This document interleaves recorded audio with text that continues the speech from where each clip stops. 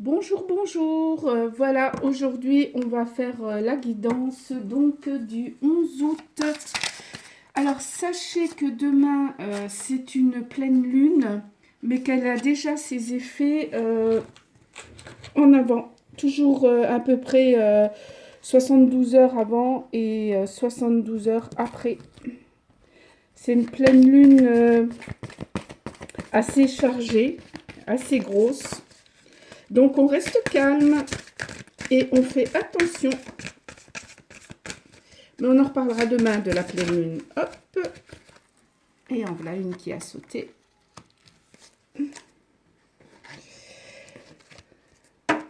L'oracle des 13 lunes. Justement, demain, c'est la 13e lune chez les hindous. C'est la dernière de l'année. Et pour nous, c'est la 8e. Pleine lune. Hop. Ça ne va pas venir. L'oracle des 13 lunes. Non, trop. C'est les clés. Bon. On va prendre celle-ci. C'est marrant parce qu'on a le bouclier d'hier qui s'est remontré quand même. Et le pendule. Voilà. C'est un peu les énergies de cette pleine lune-là qui est assez forte, comme je vous ai dit. Et bien, on a le bâton de la parole, encore une fois. Et le yin-jin de l'amour. Oups là. Alors, pareil, comme hier, il y en a deux. On va prendre les deux. Zoup. La peur de l'amour. 2 fois le chiffre 8. 7 et 1, 8. 6 et 2, 8. Et là, se regarder. Alors, on va faire l'analyse de cette guidance. On a l'ange Kaliel et le jeu sacré avec Aradia. Ensuite, on a le bâton de la parole. Je dévoile vos mots étouffés. J'honore votre authenticité. Ça, c'est bien. C'est avec la peur de l'amour et se regarder. En fait, ce que nous demande l'ange Kaliel avec le jeu sacré, c'est de se passer la parole dans les jeux de l'amour, oui, dans la peur, au lieu de tout retenir et avoir peur de dire ce qu'on a à dire, que ce soit à un conjoint, que ce soit à un enfant. L'amour, il n'y a pas que l'amour charnel, il y a l'amour maternel, paternel et j'en passe. Donc, ne pas avoir peur, ne pas s'étouffer avec les mots, mais au contraire, dire ce qu'on a à dire, se regarder, voir qu'est-ce que moi je veux.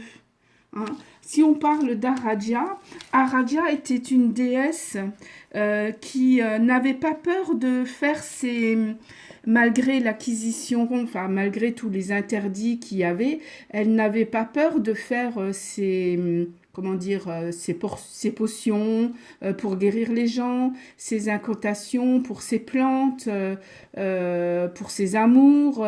C'était une femme qui n'avait pas peur. Son chakra de la gorge, d'ailleurs, regardez le papillon au chakra de la gorge, il était ouvert et elle savait parler aussi bien aux humains qu'aux plantes.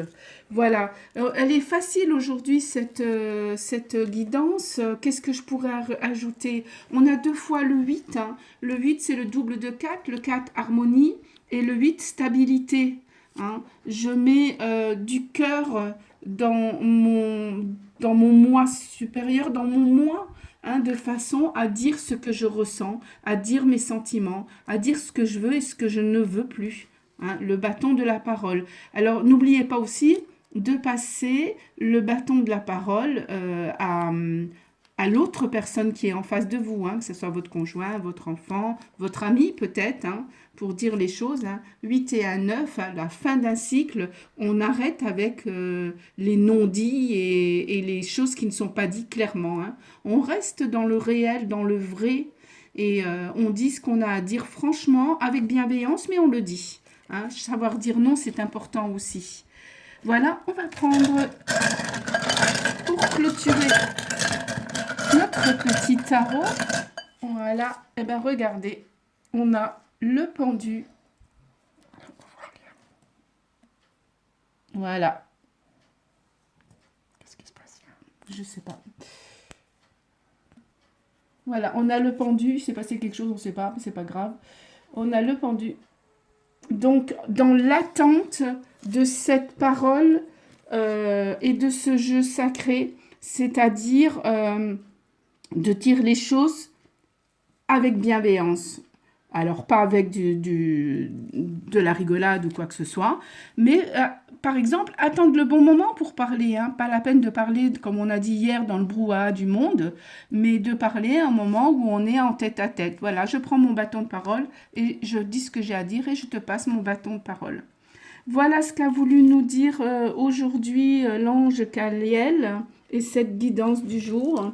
Je vous dis au revoir et à demain.